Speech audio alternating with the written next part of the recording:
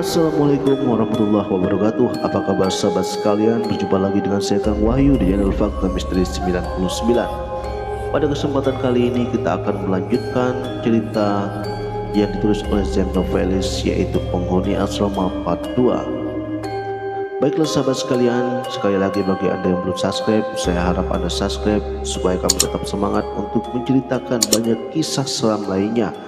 Dan jangan lupa juga aktifkan lonceng notifikasinya supaya Anda tidak ketinggalan cerita-cerita terbaru dari kami setiap kami mengupload cerita terbaru. Baiklah sahabat sekalian, tanpa berlama-lama lagi, mari kita mulai ceritanya.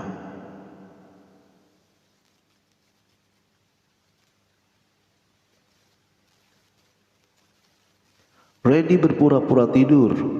Diam-diam dia menyingkap selimutnya setelah memastikan Aldian dan Rafka sudah tertidur pulas.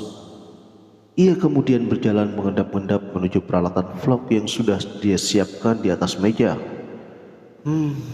Gua harus berhati-hati nih kalau mau aman, kata Reddy pelan. Nyaris terdengar. Kelihatannya semua orang iri sama pencapaian gua. Mungkin itulah sebabnya si Aldian selalu menghalang-halangin gua buat bikin konten. Maklumlah orang miskin, ungkap Reddy. Reddy beranjak keluar kamar dengan sangat hati-hati. Dia mengendap-endap keluar sembari membawa peralatannya.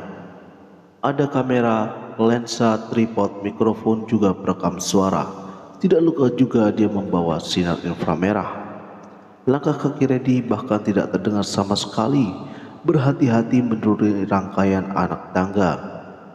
Lantas menuju gudang. Matanya celingukan memastikan tidak ada Pak Darto yang biasanya tiba-tiba datang menegur. Semoga aja gak ada lagi orang yang ganggu gua bikin vlog. Daripada digangguin manusia, mendingan gue digangguin hantu sekalian biar vlog gua terus-terus viral dan trending. Reddy terkikik. Tanpa basa-basi segeralah Reddy membuka pintu gudang pelan-pelan. Hanya terdengar suara engsel berkarat yang berdiri di malam itu. Lalu Reddy pun memulai kontennya. Oke guys, kembali lagi dengan gua Reddy di YouTube channel tempat angker sesuai permintaan kalian nih. Gua bakalan bikin part 3. Maka dari itu jangan lupa like, komen, dan subscribe ya guys, kata Reddy yang perlahan membuka pintu rahasia yang menyerupai rak buku. Oke guys, nggak usah basa-basa lagi. Kita bakalan review ruang rahasia yang ada di asrama ini ya guys.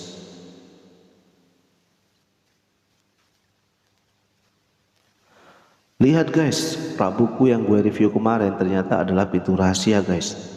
Gue nggak nyangka banget sumpah. Reddy mulai mengarahkan kameranya ke arah ruang rahasia. Di ruang ini guys, kayak perpustakaan gitu loh guys. Gua merinding guys, serem banget. Reddy mulai meneguk ludah. Suasana gudang terasa begitu mencekam. Semua buku di sini berdebu banget, kayak udah lama ditinggalin. Guys, di sebelah sana ada lukisan wanita cantik guys. Reddy memperlihatkan sebuah lukisan berukuran 1 kali 2 meter pada kameranya. Cantik banget loh guys. Dia kayaknya noni Belanda penghuni asrama ini deh guys. Kata teman-teman gue nih guys yang tinggal di asrama ini, mereka pernah melihat penampakan noni Belanda loh di kamar lantai 2. Mungkin ini nih si noni Belanda yang mereka maksud. Gue juga nggak tahu kebenarannya sih. Dan gue juga belum pernah melihat penampakannya gitu. Soalnya nih gue baru tinggal di sini beberapa hari. Kayaknya sih si hantu noni Belanda itu beneran ada loh guys. Reddy mulai mengarahkan kameranya menuju sebuah tulisan kecil di sudut lukisan. Oh, namanya Stephanie Eleonora guys. Jadi ini pasti hantu yang paling terkenal di asrama ini. Rumornya sih guys. Soalnya kata penjaga asrama, memang namanya itu terkenal loh.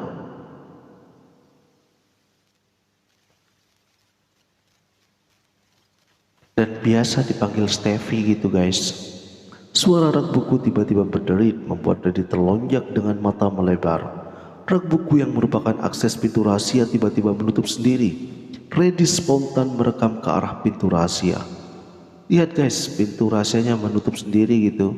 Sumpah ruangannya gelap banget guys.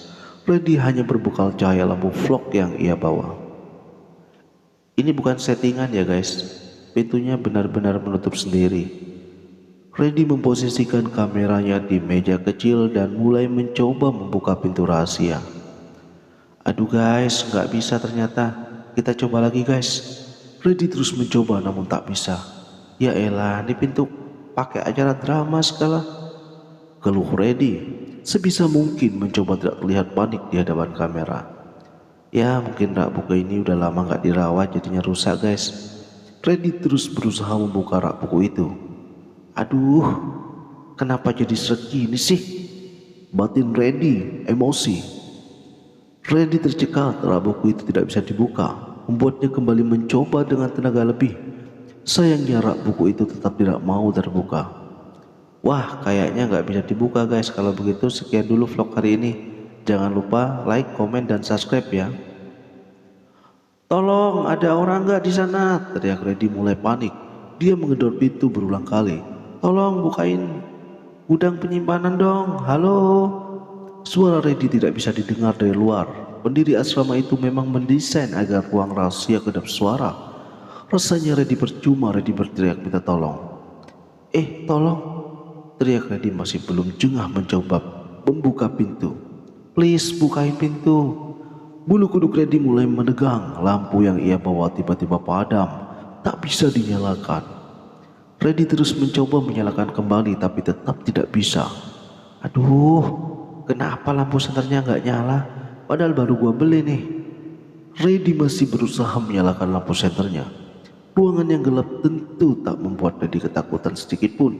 Mungkin karena ia sudah terbiasa mengeksplor tempat-tempat angker sebelumnya. Bocah itu hanya takut tidak bisa keluar dari gudang itu. Kenapa kejadian kayak gini harus terjadi sih? Gara-gara kejadian kayak gini nih, gue jadi gak bisa bikin konten lebih lama. Gumam Freddy kesal di dalam hati. Suara derap langkah kaki tiba-tiba terdengar dari belakang. Freddy merasa tidak sendirian. Ada makhluk lain di dalam sana. Dia meneguk ludah, perlahan membalik untuk melihat siapakah yang ada di belakangnya. Dahi Freddy tiba-tiba berkernyit. Ia tak menjumpai siapapun. Namun anehnya, ia yakin ada seseorang di belakangnya tadi. Aneh, kenapa gak ada siapa-siapa ya? Jangan-jangan ada hantu. Tapi gue gak bisa lihat. Freddy cepat-cepat kembali menyalakan kameranya dan merekam area sekitar dengan inframerah. Maaf guys, lampu senter gua tiba-tiba mati nih. Jadi sekarang keadaan gelap banget. Jujur pintunya masih belum bisa dibuka guys. Gua lebih takut gak bisa keluar dari sini daripada ngeliat hantu. Freddy terkikik lalu membalikkan kamera dan merekam dirinya sendiri. Suasananya mencekam banget guys. Tadi bulu kuduk gua sempat berdiri. Gua juga ngerasa ada seseorang di belakang gue guys. Tapi pas gue berbalik nih gak ada siapa-siapa. Oh iya, tadi gue juga dengar suara langkah kaki loh guys. Tapi gak sempet ngerekam karena masalah pintu tadi guys. Papa ready? Oke guys, kali ini gue bakal ngerekam semuanya dan gak ada yang terlewatkan. Biar momen epicnya gak ada yang kelewatan. Suara derap langkah kaki itu kembali terdengar oleh Freddy, namun tidak terdengar dalam kamera.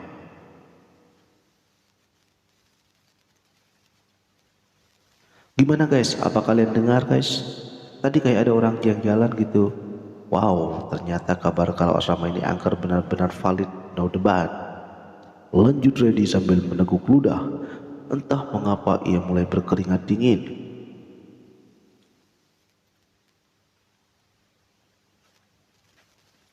Suara langkah kaki itu terdengar sangat nyata. Freddy mulai meneguk ludah. Kalau dipikir lagi, mana mungkin ada orang lain selain dirinya. Di dalam ruang yang segelap itu. Guys, gue mulai takut nih guys, kata Freddy. Kalian dengar suara langkah kaki itu kan guys?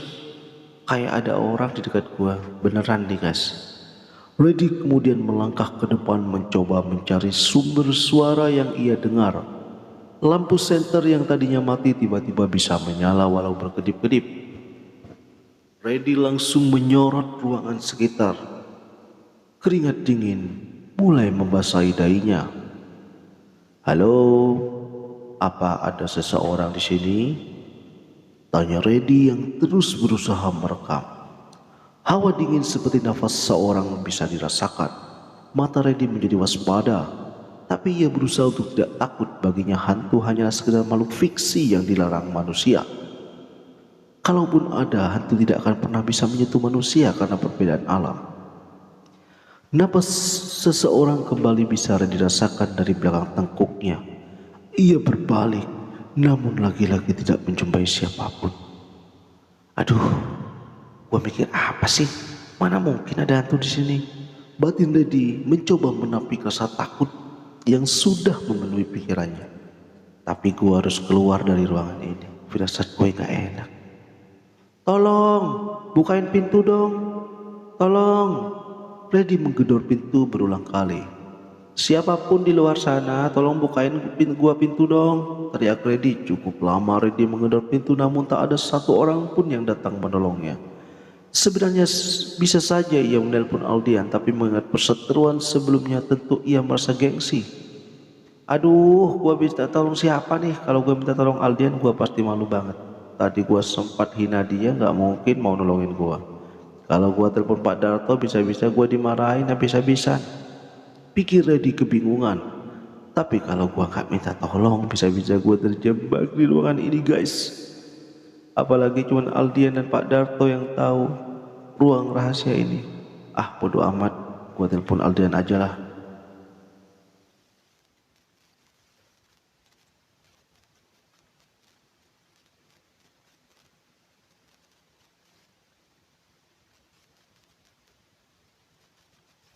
Reddy mengeluarkan ponsel dari dalam saku celananya, namun mencoba menghubungi Aldian.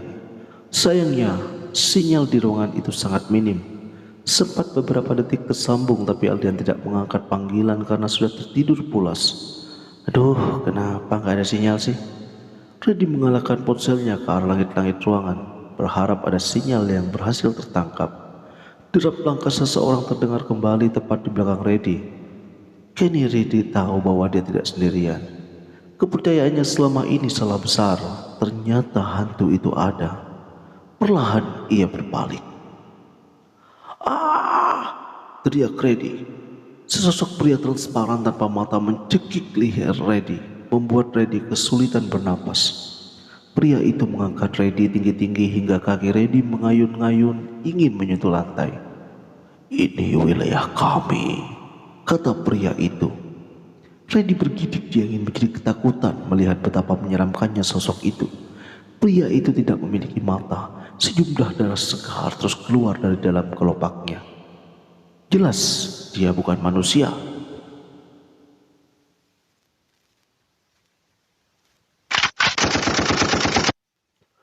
Sosok tanpa mata itu membanting tubuh Reddy ke atas lantai. Reddy dengan cepat merangkak mundur sambil menangis ketakutan. Sosok itu juga merangkak perlahan mendekati Reddy, meraih pergelangan kaki Reddy, dan mencengkramnya kuat-kuat. Tidak, Reddy menggeleng. Tidak, lepaskan saya, ucap Reddy. Reddy berusaha menggapai pinggiran rak untuk bertahan, namun cengkeraman makhluk itu begitu kuat, membuat Reddy tak berdaya. Sosok itu menyeret kaki Reddy. Seketika sebuah pintu ruang bawah tanah terbuka. Reddy mencakar-cakar rantai kayu untuk bertahan, namun sia-sia saja. Sosok itu berhasil menyeret Reddy memasuki ruang bawah tanah. Sosok itu disambut bahagia oleh puluhan makhluk astral yang lain, seolah mereka berhasil menemukan mangsa baru yang sudah lama tak mereka jumpai. Tidak, Reddy berusaha mengayuh apapun yang bisa diraih. Seketika pintu ruang bawah tanah itu tertutup hingga hanya terdengar suara Reddy yang berteriak kesakitan dalam sana. Sementara itu di dalam kamar Aldian mengujak mata mendapati Reddy sudah tidak ada di sekitarnya. Sudah bisa ditebak kalau Reddy pasti berada di ruang rahasia untuk membuat vlog YouTube. Dilihatnya ada sebuah panggilan tak terjawab dari Reddy. Kenapa bocah ini telepon gua? Apa dia minta bantuan? Dasar. Apa dia nggak ingat pertengkaran yang tadi gua dihina miskin? Aldian berdecak dalam hati. Pasti bocah gila itu ke gudang lagi bikin vlog YouTube. Tuh orang-orang benar-benar kebangatan ya. Omel Aldian kesal dalam hatinya. Aldian melihat jam dinding yang mengantuk di tembok. Gila ya tuh anak, dibilangin gak boleh main ke gudang masih aja ngeyel. Mana udah jam 1 malam pula. Ada apa? Rafka ikut terbangun, kedua bola matanya masih terasa lengket. Itu tuh, Aldian menunjuk sebuah ranjang kosong. Si Reddy ngilang, pasti dia main ke gudang buat ngevlog. Hah? Rafka teronjak. Kenapa nggak lo cegah? Mana bisa nyegah? Lah dia pergi nggak bilang-bilang. Sebelum Aldian merampungkan kalimatnya, Rafa bergegas keluar dari kamar, menuruni anak tangga dan berlari menuju gudang penyimpanan. Daya Aldian berkenyit, dia dengan santai mengikuti Rafka dari belakang. Ready? Ready? Panggil Rafka. Dia bingung saat tak menjumpai Ready dalam gudang. Paling-paling dia ada di ruang rahasia, tebak Aldian. Ruang rahasia? Iya, ruang rahasia. Di gudang ini ada ruang rahasia loh. Tangan Aldian tercekat ketika hendak membuka rak buku. Ada apa? Tanya Rafka bingung. Kemarin rak buku ini bisa dibuka. Di dalamnya ada ruang rahasia. Sini gue bantu. Rafka mencoba mendorong rak buku itu, tapi sayang rak buku itu terlalu sulit dibuka. Gak bisa. Gimana nih? Tanya Aldian mulai panik. Dia yakin Reddy ada di dalam. Apa lo yakin kalau dia ada di dalam? Gue yakin banget. Soalnya dia kemarin kayak ngotot pingin bikin vlog lagi di YouTube. Sip, bikin konten YouTube. Tanya Rafka tak percaya. Iya, ya jelas penghuni asrama ini marah. Penghuni asrama? Aldian masih tak mengerti juga. Iya, penghuni asrama selain manusia, di asrama ini juga ada penghuni lain loh yang tak kasat mata. Ungkap Rafka. Maksud lo? Aldian mulai menebak. Iya, Rafka mengangguk.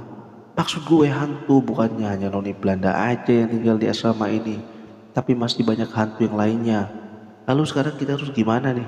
Pertama-tama kita harus nyari Pak Darto, dia adalah juru kunci di asrama ini. Mungkin dia bisa bantu Nyai Reti. Kenapa harus panggil Pak Darto? Bukankah akan lebih cepat jika kita dobrak pintunya? Kita nggak bisa lakukan itu. Penghuni asrama ini bakalan tambah marah. Satu-satunya harapan hanyalah Pak Darto. Oke kalau gitu, ayo cepat kita cari Pak Darto. Ungkap Aldian kepada Rafka. Aldian dan Rafka bergegas keluar asrama menuju rumah Pak Darto yang kebetulan tak jauh dari asrama. Akan tetapi malam itu turun hujan yang sangat lebat. Ayo, tunggu apa lagi? Ayo kita cari Pak Darto. Rafka berlari menembus hujan, melewati jalan setapak yang hanya bercahayaan remang-remang. Saat mengikuti langkah Rafka, tiba-tiba Aldian berhenti dengan tatapan heran bertanya-tanya mengapa Rafka sepeduli itu pada Reddy. Padahal Rafka belum 1 hari mengenal bocah itu. Aneh banget sih. Kenapa ya Rafka kelihatan peduli banget sama Reddy? Aldian bergumam dalam hatinya. Langkah kaki Rafka terhenti ketika sadar bahwa Aldian tak lagi mengikutinya. Dia berbalik dengan tubuh yang sudah basah kuyup melihat Aldian masih berdiri mematung tak jauh dari asrama. Woi, ngapain lo bengong kayak gitu? Teriak Rafka pada Aldian. Ayo kita cari Pak Darto. Iya, balas Aldian. Tak butuh waktu lama akhirnya Aldian dan Rafka tiba di rumah Pak Darto. Mereka mengetuk pintu berulang kali. Siapa itu? Tanya Pak Darto dari dalam rumah. Pak, ini kami Pak, Rafka dan Aldian. Sahut Rafka.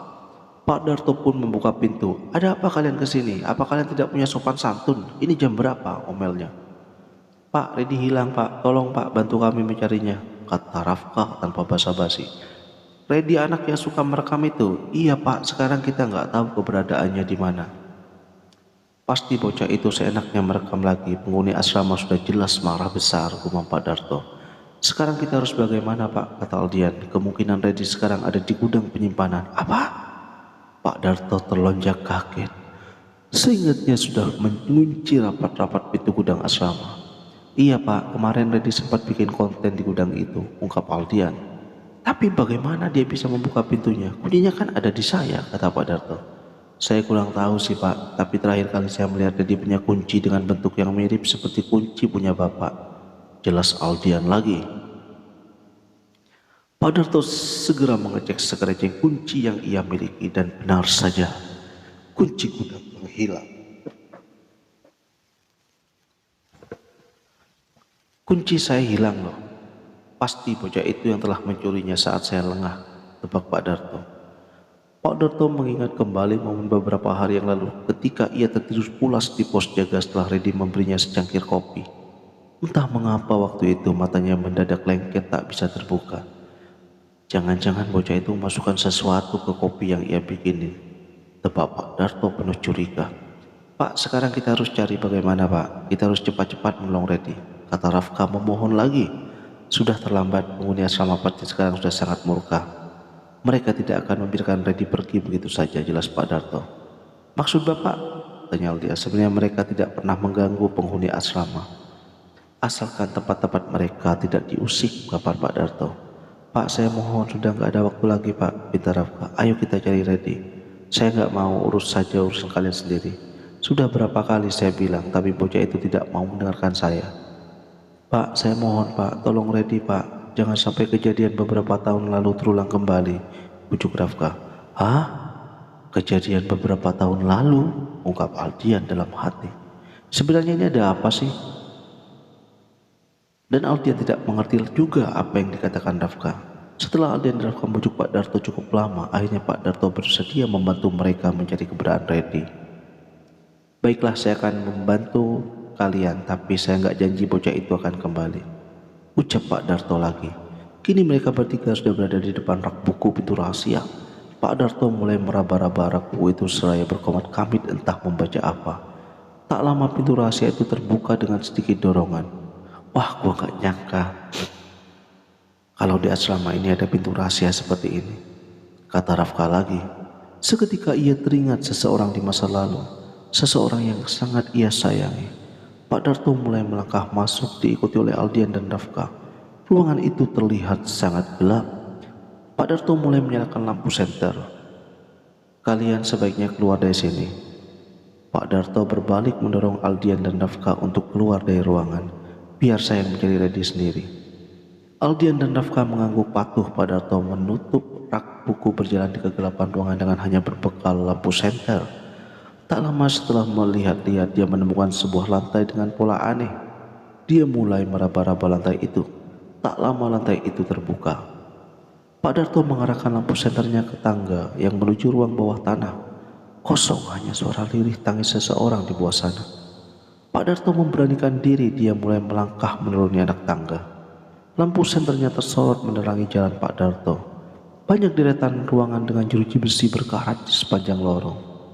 Bulu kuduk Pak Darto mulai bergidik. Dia baru tahu jika dalam asrama yang ia tinggali selama ini terdapat ruangan bawah tanah yang begitu menyeramkan. Pak Darto mengarahkan sebuah lampu senternya ke arah salah satu ruangan pintu jeruji besi itu. Dilihatnya sebuah ranjang penuh jarum, juga kursi bertatakan besi-besi tajam. Lagi Pak Darto bergidik, ia membayangkan betapa kejamnya zaman kolonial Belanda masa itu. Redi, Redi kamu di mana? Panggil Pak Darto yang terus menyusuri lorong. Langkah kaki Pak Darto akhirnya berhenti saat melihat seorang anak muda berpakaian compang-camping tengah meringkuk sendirian di sudut ruangan yang teramat sangat gelap. Pandangan matanya kosong, tubuhnya menggigil dan ia tak henti-hentinya menggigit kuku jarinya sendiri. Redi, Redi kamu kenapa? Tanya Pak Darto cemas. Redi tak menjawab, ia masih diam dengan tubuh meringkuk juga menggigil. Redi, ayo kita segera keluar dari sini. Redi mengangguk semangat. Dia tiba-tiba mencengkram baju Pak Darto, menatap Pak Darto dengan mata memohon. Tolong saya Pak. Mata Redi terlihat ketakutan. Tangannya gemetar hebat. Ayo Redi. Pak Darto langsung memapah Redi untuk keluar dari ruang bawah tanah, mengabaikan suasana ruang bawah tanah yang kental dengan aura mistis. Terus melangkah menuju jalan keluar. Mata Aldian dan Rafka terbelalak lebar ketika Redi berhasil keluar bersama Pak Darto. Namun anehnya, Redi terlihat tidak baik-baik saja. Aldian dan Rafka menatap miris pada Redi yang kini duduk meringkuk di atas sofa. Pakaiannya compang-camping, rambutnya acak-acakan. Sementara tangan dan kakinya penuh dengan luka lebam seolah usai dihardik sekumpulan orang. Red, apa yang terjadi sama lo? Tanya Rafka. Mata Redi berubah waspada. Melihat sekeliling dengan sorot ketakutan, Dia menjawab seakan pertanyaan Rafka hanyalah angin lalu. "Pak, sebenarnya apa yang terjadi pada Reddy?" tanya Aldian. "Dia tidak hanya melanggar batas wilayah larangan, tapi dia juga mengusik ketenangan penghuni asrama ini," jelas Pak Darto lagi. Aldian merenung mengingat kembali apa yang dilakukan Reddy beberapa hari terakhir. Bocah itu setiap hari sibuk merekam segala aktivitas di dalam asrama. Tak cukup dengan itu, Reddy juga merekam dan memperlihatkan ke seluruh dunia tentang keberadaan gudang penyimpanan. Wajar jika penghuni asrama marah besar. "Lalu apa yang harus kita lakukan selanjutnya, Pak? Kita nggak bisa membiarkan Reddy terus seperti ini," kata Aldian. "Tidak ada yang bisa kita lakukan. Dia telah menyalahi aturan asrama dan membuat mereka marah," timpal Pak Darto lagi. "Ya nggak bisa gitu dong, Pak. Kasihan keluarganya kalau tahu keadaan Reddy jadi seperti ini." Aldian mulai emosi. Ia menaikkan volume suaranya, cepat-cepat meraih kerah baju Pak Darto. "Bapak punya anak nggak? Bayangkan kalau anak Pak Darto berada di posisi Reddy." "Al, sabar," juga Rafka spontan menurunkan tangan Aldian dari kerah baju Pak Darto. "Gimana gue bisa sabar, Raf? Kalau Pak Darto tahu bagaimana asrama ini berbahaya, seharusnya dia bilanglah ke pihak kampus buat menutup asrama ini. Jadi nggak ada orang yang jadi korban lagi di sini," ucap Aldian ngotot. "Saya sudah sering memohon pada pihak kampus agar mendirikan asrama lain, tapi pihak kampus masih belum memiliki dana yang cukup untuk membangun asrama baru. Terpaksa bangunan inilah yang difungsikan," jelas Pak Darto lagi. "Persetan dengan asrama Pak Darto," bentak Aldian. "Kalau benar seperti itu, seharusnya Bapak memberitahu mahasiswa yang ingin tinggal di asrama ini kalau tempat ini adalah tempat yang berbahaya." "Al, sudah Al, marah nggak akan menyelesaikan masalah," kata Rafka lagi, mencoba menenangkan Aldian. "Lalu sekarang bagaimana dong, Raf? Ayo gua tanya sama lo, sekarang gua harus gimana nih?"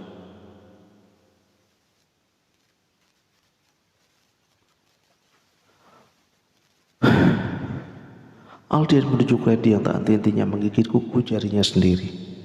"Ya makanya tenang dulu," bentak Rafka. "Masalah ini harus diselesaikan dengan kepala dingin."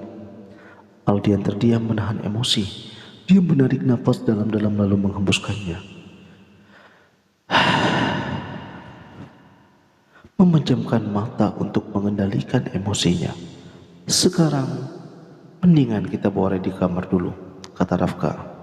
Matanya mengisyaratkan sesuatu pada Aldian, seolah-olah dia ingin mengatakan hal yang tidak boleh diketahui oleh Pak Darto. Aldian mengangguk tipis, pertanda mengerti apa isyarat mata dari Rafka.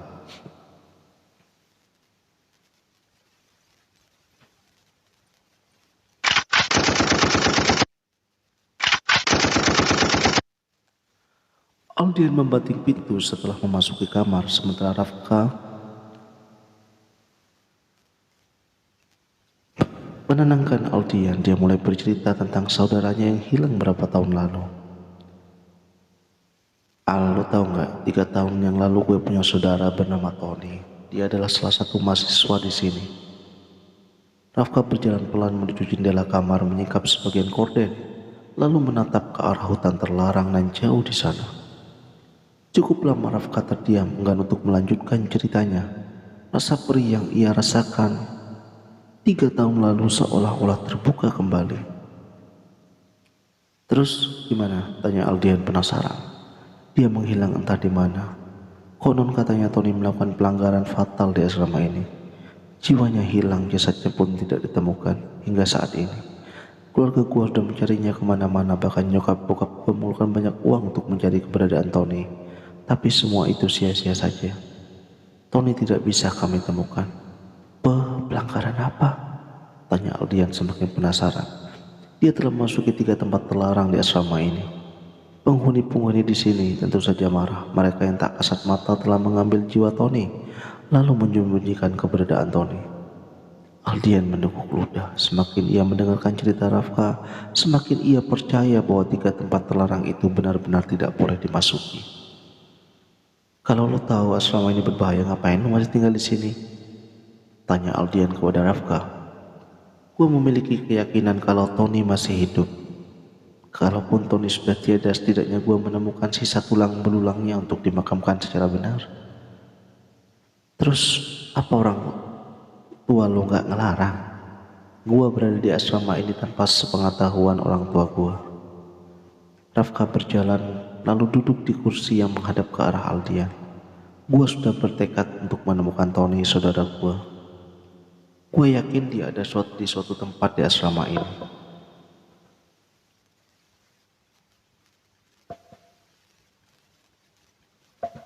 Aldian menoleh ke arah Reddy yang meringkuk ketakutan di pojok kamar dengan mata ketakutan.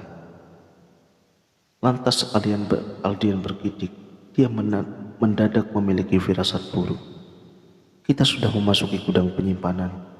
Menurut gua sebaiknya kita segera pindah dari asrama ini sebelum terjadi sesuatu yang buruk pada kita. Gua gak mau jadi seperti itu. Aldian menuju ke arah Reddy. Terserah lo mau pindah apa enggak, gua bakalan tetap di sini sampai gua menemukan Tony. Ngapain lo nyari Tony sih? Anggap aja dia sudah tenang di sisinya. Rafka berdiri dari tempat duduknya membuat kursi yang didudukinya terjatuh. Dia spontan menarik kaos Aldian. Matanya melotot merah sangat tersinggung dengan pernyataan Aldian barusan. Lo gak bakal tahu rasanya kehilangan saudara. Bagaimana bisa gua menganggap dia sudah tenang walaupun bahkan jasadnya belum mendapatkan pemakaman yang layak? Hah? Bentak Rafka pada Aldian. Santai bro. Perlahan Aldian menekan kedua tangan Rafka yang mencengkram kerah kaosnya. Rafka menarik napas dalam-dalam lalu menghembuskannya. Dia tidak ingin memperkeruh suasana. Sorry Al, kalau gue salah ngomong. Gue cuma saran aja sih, kalau lu gak mau pindah dari asrama ini ya gak apa-apa. Jelas Aldian pada Rafka. Kalau lu mau pindah silakan, gue bakal cari tahu apa yang sebenarnya terjadi di asrama ini. Aldian terdiam bingung harus menimpali apa lagi.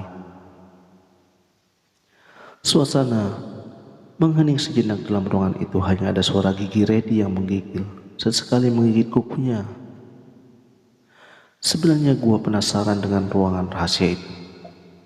Apalagi di dalam sana ada ruang bawah tanah, mungkin saja gua bisa menemukan petunjuk tentang kematian Tony di sana. Kata Rafka memulai pembicaraan. Lu jangan gila Raf, di sana sangat berbahaya. Lu gak ngeliat gimana jadinya Reddy sekarang? Aldian menunjuk seorang pemuda di ujung ruangan. Bagaimanapun juga gua mau masuk ke sana. Gua akan mencari tahu misteri kematian Tony. Siapa tahu gua bisa menemukan jasadnya walaupun hanya sisa tulang belulang aja. Kalau lu mau masuk ke sana, masuk aja sendiri. Gua gak ikut-ikutan. Menurut gue masalah ini cukup sampai Reddy jadi korban. Gue gak mau jadi korban-korban lagi. Terserah lo deh, mau ikut apa enggak.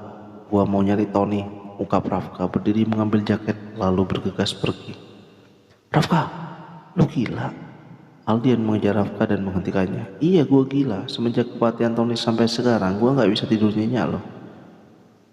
Ruang bawah tanah itu sangat bahaya Raf, imbau Aldian untuk yang kesian kali. Dia memegangi tangan Rafka, takut jika cowok itu nekat untuk pergi ke tempat terlarang. Gua gak peduli, yang penting gua bisa menemukan jasad Tony dan menguburkannya dengan cara yang benar. Rafka mengempaskan tangan Aldian lalu pergi begitu saja. Aldian menghela napas dengan tubuh lesu. Dia kembali ke kamar merebahkan diri di atas kasur seraya melihat ke langit-langit kamar. Dengan cahaya lampu remang-remang pikirannya kacau. Dalam lubuk hatinya dia ingin membantu Rafka mencari jasad Tony. Tapi di sisi lain nyalinya tak cukup berani. Dia takut berakhir seperti Reddy.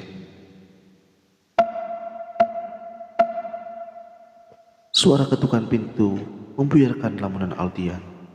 Dia kembali menghela napas berjalan malas menuju pintu, lalu membukanya. Pak Darto sudah berdiri di depan sambil membawa kamera yang biasa Reddy gunakan untuk merekam. Ini, Pak Darto memberikan kamera itu pada Aldian. Saya menemukannya di ruang rahasia. Mata Aldian memijing curiga pada Pak Darto yang kini berjalan menuju tangga. Rasanya cukup aneh jika Pak Darto keluar dari ruang bawah tanah dengan selamat tanpa kurang sesuatu apapun. Aldian membuka rekaman terakhir di kamera itu, melihat segala gerak-gerik Reddy saat berada di ruang rahasia. Tak lama kamera itu seperti terjatuh dan hanya merekam lantai. Terdengar suara teriakan Reddy seolah kesakitan, tercekik hingga suaranya terbatang. Tangan Aldian gemetar bergidik bertanya-tanya apa yang sebenarnya terjadi. Tiba-tiba Reddy terjatuh, terseret mengayun-ngayun apapun untuk pegangan. Tapi dia tetap terseret menuju ruang bawah tanah, seolah-olah ada makhluk tak kasat mata yang menyeretnya secara paksa. Sepertinya gua gak bisa terlalu lama tinggal di sini. Gua harus segera pergi dari sini, pikir Aldian. Aldian segera mematikan kamera, berada di asrama itu terlalu berbahaya. Dia pun bergegas membuka lemari, mengambil seluruh pakaian, membuka koper lalu mengemasi semua barang-barangnya. Gua gak bisa terus di sini. Gua gak mau berakhir seperti Reddy, pikir Aldian lagi. Setelah selesai mengemasi barang-barangnya, Aldian membantu Reddy berdiri dan membawanya keluar dari kamar. Brak!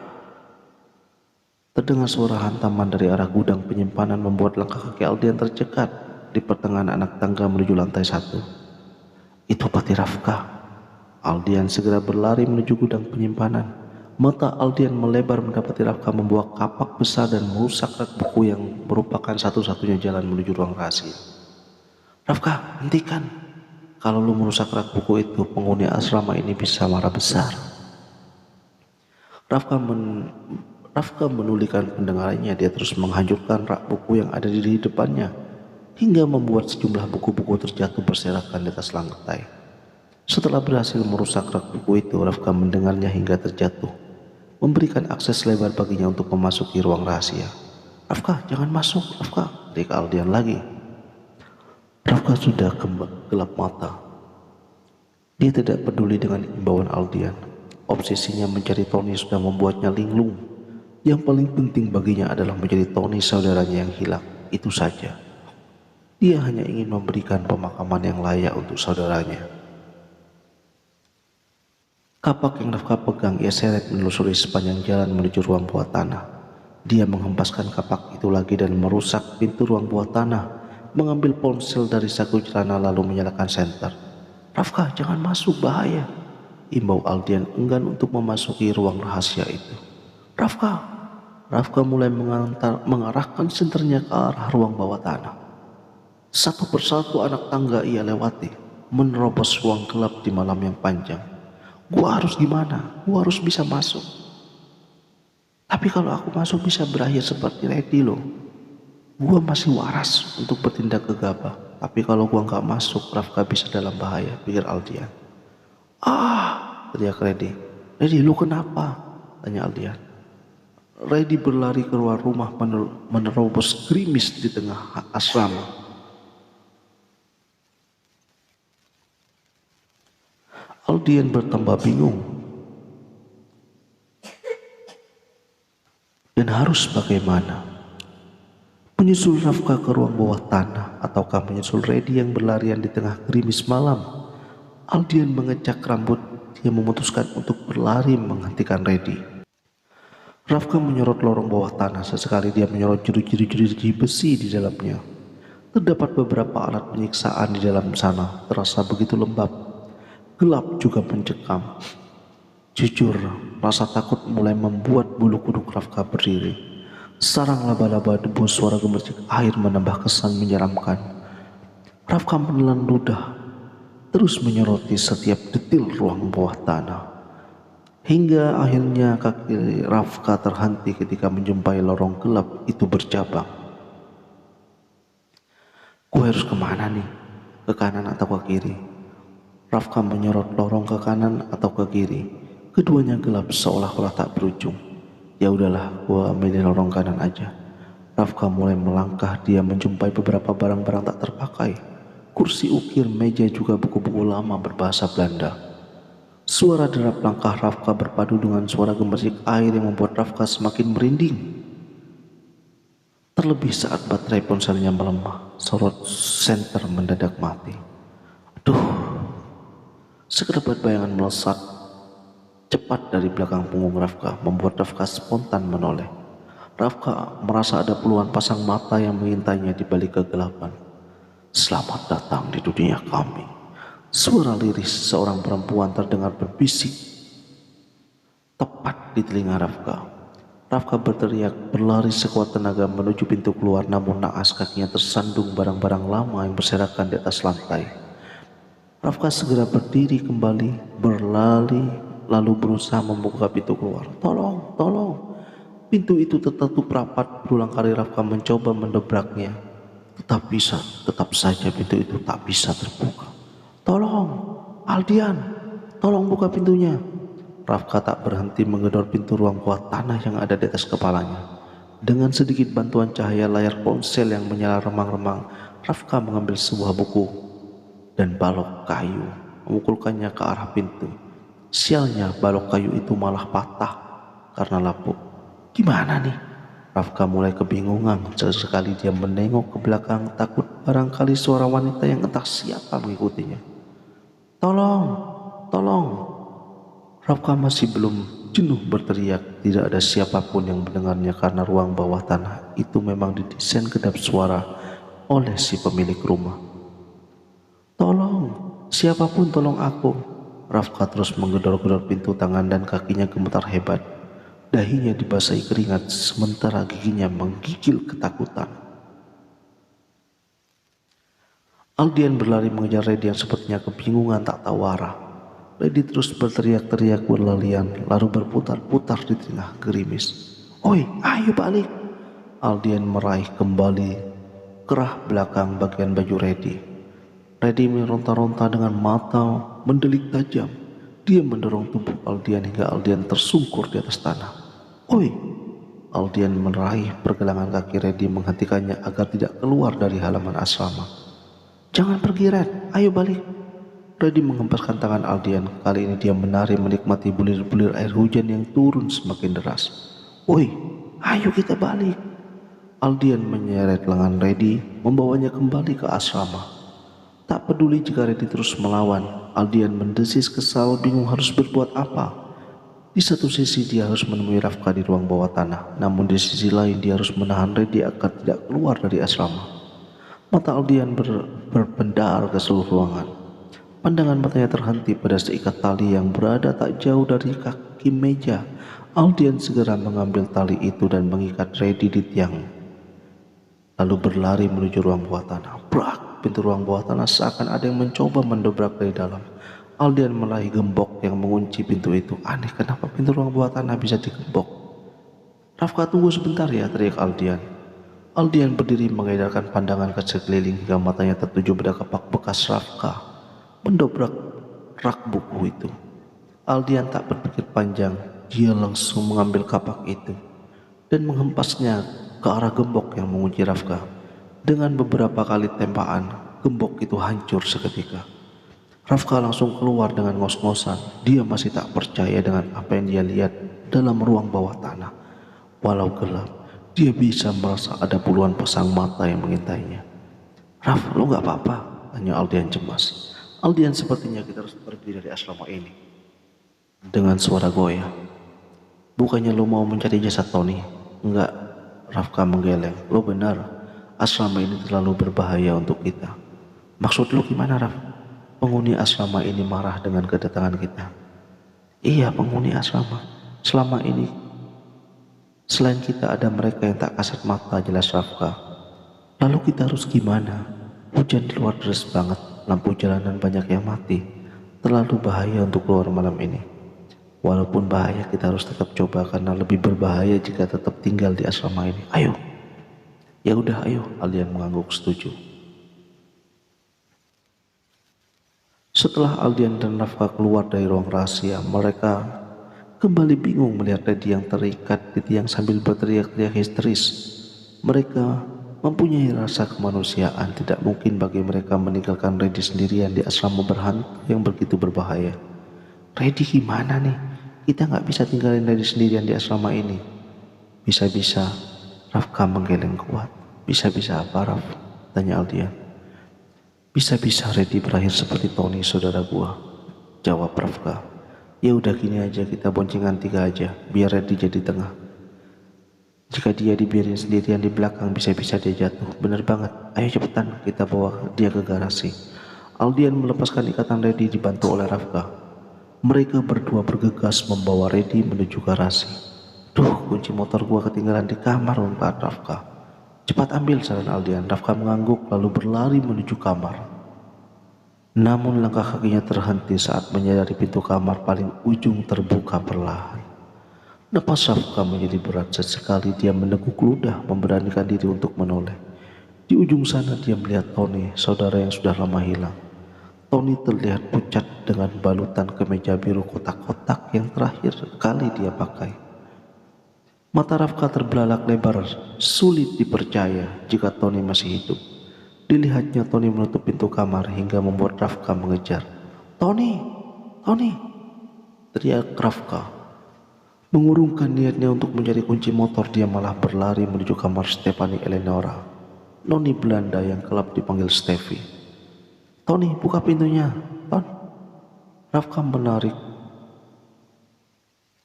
ujung gagang pintu itu, sesekali dia menggedor-gedor. Tony pasti ada di dalam nih. Penghuni asrama ini menyimpan jasad Tony di dalam. Gua harus melakukan sesuatu, pikir Rafka. Rafka mulai mencari benda apapun yang bisa membantu menghancurkan pintu kamar Steffi. Tanpa berpikir panjang, dia mengambil tabung pemadam api yang melemparkannya ke arah gagang pintu dan pintu itu pun terbuka. "Tony! Tony!" Rafka mencari-cari. Rafka mulai mengecek setiap sudut ruangan dari lemari pakaian sampai kolong tempat tidur. Tetap saja dia tidak menemukan sosok Tony. "Ton, lo di mana?" teriak Rafka masih tak kunjung jenuh mencari Tony. Sementara itu Aldian terus mengumpat bertanya-tanya mengapa Rafka begitu lama jika hanya mencari kunci motor dalam kamar. "Kenapa sih Rafka lama banget, sialan," ungkap Aldian dalam hatinya. Dia tidak bisa terus menahan Reddy yang terus meronta-ronta. Jangan-jangan Rafka kenapa-napa. Gawat nih, pikir Aldian kembali mengikat Reddy di tiang rumah. "Oi Rafka, lu gak apa-apa kan?" teriak Aldian berlari menaiki rangkaian anak tangga. Napasnya ngos-ngosan sementara dahinya berkeringat bercampur air hujan. Dia tak peduli. Yang terpenting dia bisa menyelamatkan Rafka dan Reddy.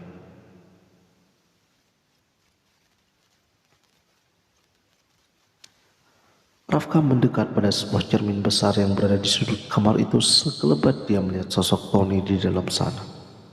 Tangan Rafka mulai menjulur memegang permukaan cermin. "Tony, keluarlah Tony." Rafka menggedor-gedor cermin itu. Barangkali Tony bisa keluar.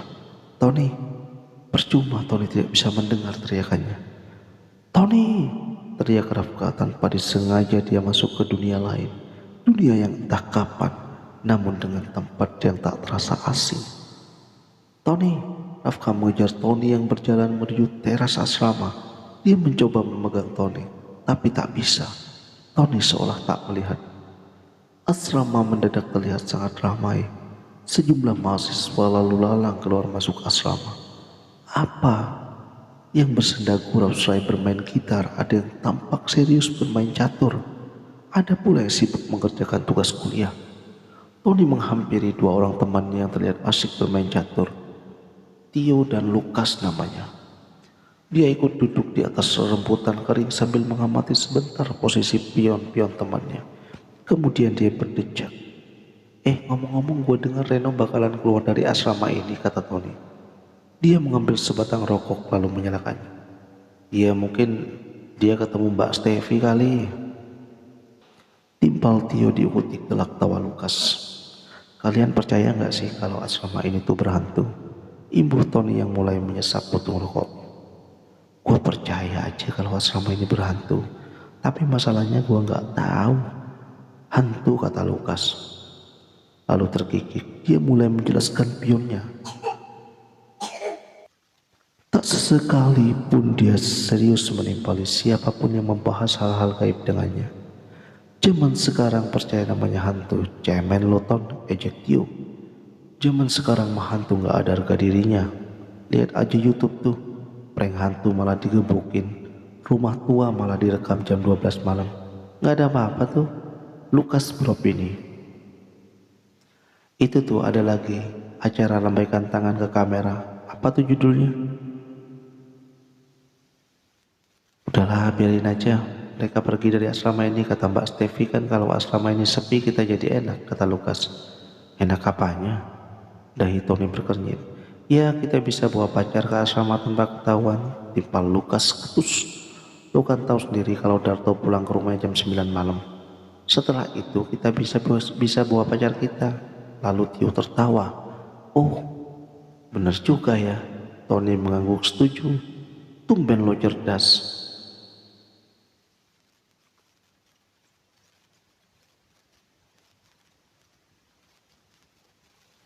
Perlahan asrama mulai sepi, satu persatu penghuni asrama keluar karena ketakutan dengan suara-suara aneh yang kerap mereka dengar dari kamar Stevie. Beberapa di antara mereka juga pernah dihantui oleh sesosok wanita cantik yang menatap di balkon lantai 2. Kini hanya tinggal Tony, Tio, dan Lukas yang masih bertahan di asrama itu. Wah, anak-anak asrama ternyata pada cemen ya. Baru 3 bulan tinggal di sini udah pada kabur, kata Lukas. Pengen bikin party nih sepi-sepi kayak gini. Enaknya bareng pacar nih. Tio merebahkan diri di atas kasur dan mulai membayangkan hal-hal yang tidak senonoh. Iya nih enaknya kalau pacaran di tempat sepi kayak gini, sekalian kita bisa bikin party kecil-kecilan, mabok sampai pagi. Yuk kita bawa pacar ke sini biar nggak kesepian, ajak Tio. Boleh, apalagi Bella pasti senang banget kalau diajak pacaran di tempat sepi. Timpal Lukas lagi. Tio mengangguk setuju, mengambil ponsel lalu menghubungi Ana pacarnya. Tony dan Lukas pun melakukan hal yang sama. Mereka menghubungi pacar mereka masing-masing agar segera datang ke asrama. Halo Rin, kamu bisa datang ke asrama enggak? Tanya Tony. Ini adalah masa lalu Tony. Masa lalu Tony, saudara Rafka yang hilang. Ini adalah masa lalunya. Ada situ Abang Kadarto enggak? Suara perempuan di seberang sana malah berbalik tanya. Aku malas kalau ada situ Abang Ka itu. Nggak ada sayang, Darto udah balik ke rumahnya. Sekarang di asrama ini cuma tinggal aku, Tio, sama Lukas. Mereka juga mau bawa pacar ke sini kok. Kita mau ngadain party. Wah seru dong. Jangan lupa beli bir ya. Kita mabok sampai pagi. Terdengar suara Karin yang begitu antusias. Sudah pasti dong. Cepetan ya.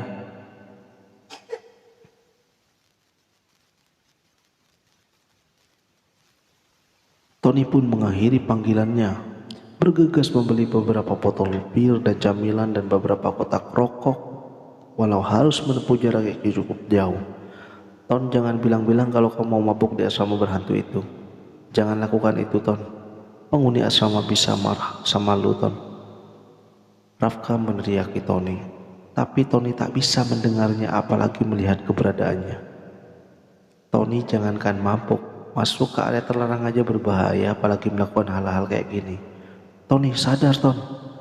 Rafka yang sudah masuk ke dunia Tony berusaha mengajak Tony keluar, tapi Tony tidak bisa keluar. Dan Tony tidak bisa melihat Rafka. Ini yang susah sahabat sekalian. Tony menyiapkan barang-barang yang telah ia beli di atas meja. Menyalakan musik keras. Ya. Lalu meneguk sebotol minuman haram. Tak lama suara bel terdengar dari arah pintu. Tony bergegas membukakan pintu. Sudah ada 3 perempuan cantik berpakaian minim, yakni Karin, Ana, dan Bella. Anjing, kalian lama bener, omel Tony. Yang penting kan datang, sanggah Karin yang masuk ke dalam asrama melewati Tony. Disusul Ana dan Bella. Mereka berenam mulai berjoget mengeraskan alunan musik.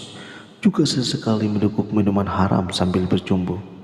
Tanpa mereka sadari, aktivitas mereka benar-benar mengusik penghuni asrama yang sebenarnya.